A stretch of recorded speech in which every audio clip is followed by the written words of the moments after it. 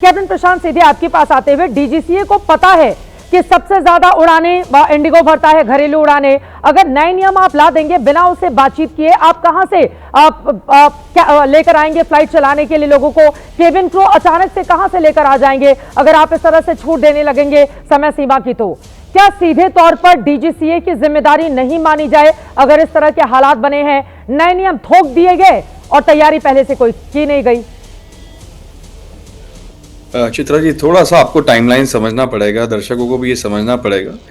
मैं खुद भारत सरकार में था ड्राफ्टिंग कमेटी में, जब ये सिविल एविएशन रिक्वायरमेंट सेक्शन 7 के अंतर्गत जब ये ड्राफ्ट किए जा रहे थे। देखिए, कानून बनाने की एक प्रक्रिया होती है जिसमें सारे सब्जेक्ट मैटर एक्सपर्ट्स, उसमें इंडिगो के वरिष्ठ अधिकारी, पायलट्स, अन्य अदर एयरलाइंस के भी अधिकारी इसमें शामिल थे। काफी राउंड्स ऑफ इंटरैक्शंस, डेलिब्रेशंस हुए थे।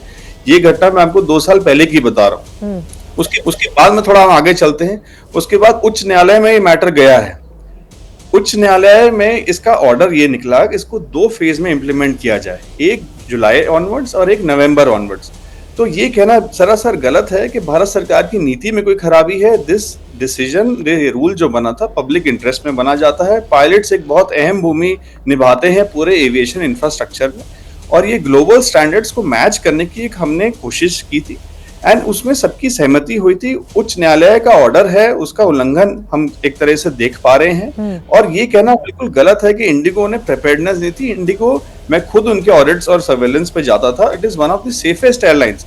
बट किंतु ये देखा जा रहा है, बहुत दर्दनाक दृश्य हैं एयरपोर्ट पे इस समय। पूरा सिस्टम क्रिपल कर गया। और जैसे आपकी रिपोर्ट बड़ा सही कहती है कि 60% से ज्यादा अगर आप एयर ट्रैफिक किसी एयरलाइन को देते हैं, उसमें एक मोनोपोली सिस्टम है, तो चेक्स एंड बैलेंसेस जरूर करे जाने चाहिए। And I am sure Bharat सरकार इस पे जरूर अपना कड़ा रुख अपनाएगी। कड़ा रुख तो अपनाएगी, लेकिन तब तक देर हो गई ना। आप देखिए, डीजीसीए ने अब नियमों में ढील दे दी है, लेकिन उसके पहले देश में हजारों यात्री जहां तहां फंसे हुए हैं।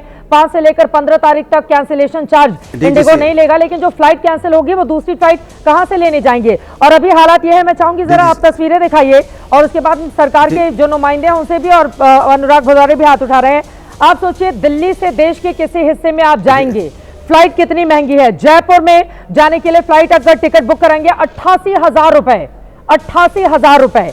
पटना के लिए 40,000 रुपए, बेंगलुरु के लिए 40,000 रुपए, उदयपुर के लिए 70,000 रुपए। इससे ज्यादा अच्छा होगा अगर आप विदेश के लिए टिकट खरीद रहे हैं तो देखिए, लंदन के लिए 27,000, न्यूयॉर्क के लिए 47, बैंकॉक के लिए 14, दुबई के लिए 35। वो हम चाहेंगे ग्राफिक्स भी दिखाएं। इस तरह के हालात हो गए हैं कि बाहर विदेश जाना आपके लिए सस्ता पड़ सकता है। देश के किसी हिस्से में फ्लाइट से ट्रैवल करना, टेक ऑफ के लिए आपके लिए न जाने कितनी मुश्किलें हैं। शायना एनसी जी, सीधे आपके पास आते हुए भदौरे साहब, उसके बाद आप जवाब दीजिएगा। आप मुंबई से ही हैं शायना एनसी जी, वहां पर देखिए कितना बुरा हाल है। यात्री इतने फ्रस्ट्रेट हो चुके हैं कि तोड़फोड़ पर उतारू हो गए हैं। शायना एनसी जी,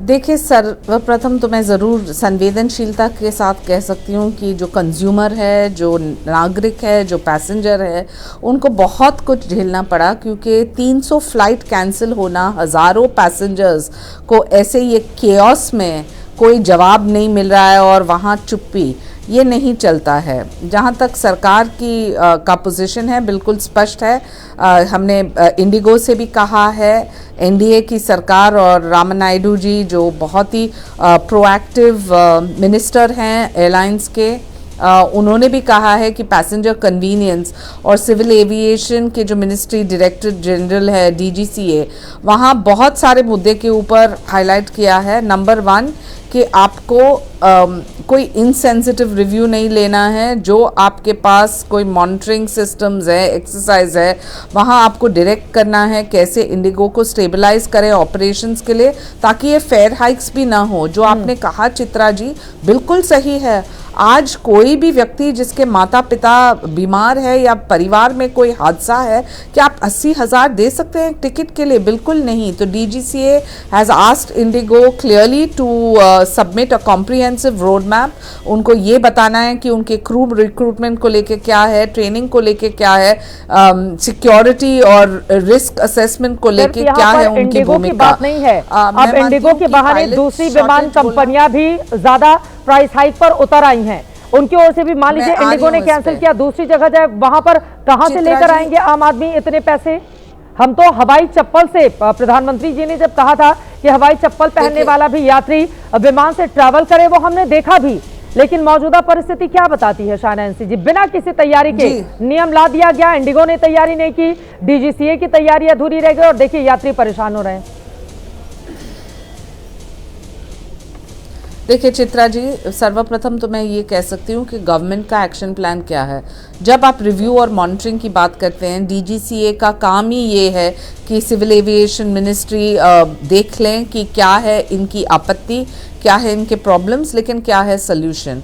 एक एग्जेम्पशन जहां सरकार ने ग्रांट किया है, एक one time exemption from pilot night duty rules, जो जिसके ऊपर बहुत चर्चा हुई थी, याद होगा आपको कि February 10, 2026 तक ये सपोर्ट जो है airport authorities have given to individual airlines saying that you know if passengers are stranded, आप क्या करने वाले हैं। तो जो इंडिगो सिर्फ बार बार बोले कि उनको स्टेबलाइज करना है ऑपरेशंस, मैं आपको बता सकती हूँ बहुत साल मैं मुंबई दिल्ली और या बहुत सारे सेक्टर्स हम सब ने इंडिगो चलाया, लेकिन आज जो परिस्थिति है ये सोच के बाहर है। जहां आप बोलते हैं कि आप स्टेबलाइज नहीं कर सकते operations, then you have no right to be in the public space.